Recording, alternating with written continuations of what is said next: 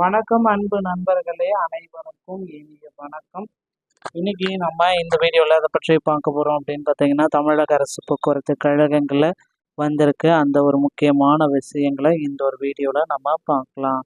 தமிழக அரசு போக்குவரத்து கழகத்தில் டிரைவர், கண்டக்டர் இந்த 2 பணியிடங்களை அதிக அளவில் எடுக்க போகிறாங்க.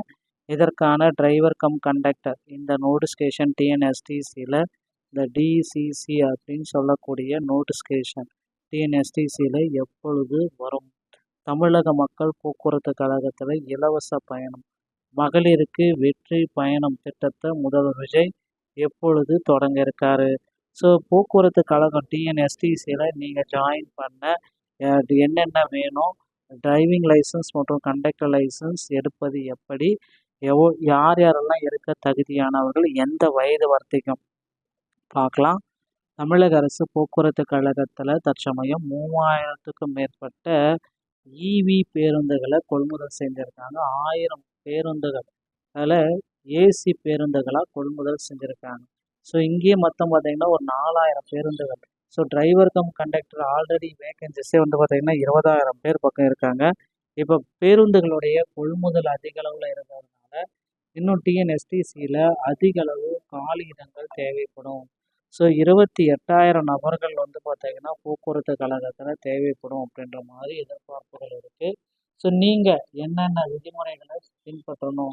ஸோ டிஎன்எஸ்டிசியில் ஜாயின் பண்ணுறீங்க அப்படின்னா கண்டிப்பாக உங்கள் அருகாமையில் இருக்கிற ஆர்டிஓ அலுவலகத்தை அணுகி டிரைவிங் லைசன்ஸ் மற்றும் கண்டக்டர் லைசன்ஸ் எடுக்கிறதுக்கு முயற்சி செஞ்சுக்கோங்க. டிரைவிங் லைசன்ஸ் எடுப்பது ரொம்ப ரொம்ப எளிமையான விஷயங்க. ஸோ சிஎல் போட்டுட்டு அப்புறம் வண்டி ஓட்டி காமிட்டா உங்களுக்கு டிரைவிங் லைசன்ஸ் கொடுத்துருவாங்க. ஆனால் கண்டக்டர் லைசன்ஸ் அப்படி எடுக்க முடியாது. சில முரண்பாடுகள் இருக்குது. போக்குவரத்து கழகத்தில் தற்சமயம் பார்த்தீங்கன்னா கண்டக்டர் லைசன்ஸ் எடுக்கணும் அப்படின்னா தமிழ்நாடு திறன் மேம்பாட்டு கழகத்தை அணுகி முதலுதவி சான்றிதழை பெற்ற பிறகு தான் உங்களால் கண்டக்டர் லைசன்ஸு வாங்க முடியும். இதை வைத்து ஆர்டிஓ அலுவலகத்தில் காண்பித்து நீங்கள் இந்த கண்டக்டர் லைசன்ஸ் விண்ணப்பிக்கலாம்.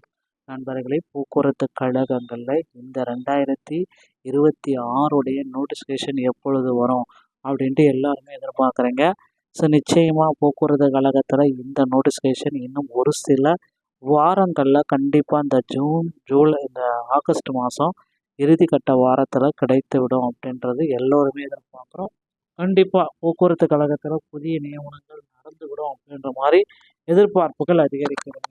ஸோ நீங்கள் என்ன பண்ணணும் அப்படின்னு பார்த்தீங்கன்னா போக்குவரத்து கழகத்தில் ஜாயின் பண்ணால் அருகாமையில் இருக்கிற ஆர்டிஓ அலுவலகத்தை அணுகி டிரைவிங் லைசன்ஸ் மற்றும் கண்டக்டர் லைசன்ஸை பெற்று வைத்துக் கொள்ளுங்கள்.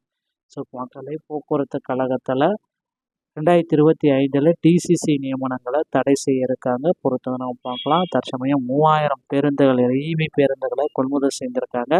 1000 பேருந்துகள் பார்த்தீங்கன்னா ஏசி பேருந்துகளாகவும் கொள்முதல் செஞ்சுருக்காங்க. ஸோ போக்குவரத்து கழகத்தில் புதிய அறிவிப்புகள் விரைவில் வெளியிடப்படும் அப்படின்ற மாதிரி எதிர்பார்ப்புகள் போயிட்டுருக்கு. ஸோ நீங்கள் நம்முடைய சேனலை முதல் முறையாக பார்க்குறீங்க அப்படின்னா மறக்காமல் ஒரு சப்ஸ்கிரைபர் பெல்லை கிளிக் பண்ணி வச்சுக்கோங்க. மீண்டும் ஒரு நல்ல தகவலோடு நான் உங்களை சந்திக்கிறேன். நன்றி, வணக்கம், தேங்க்யூ.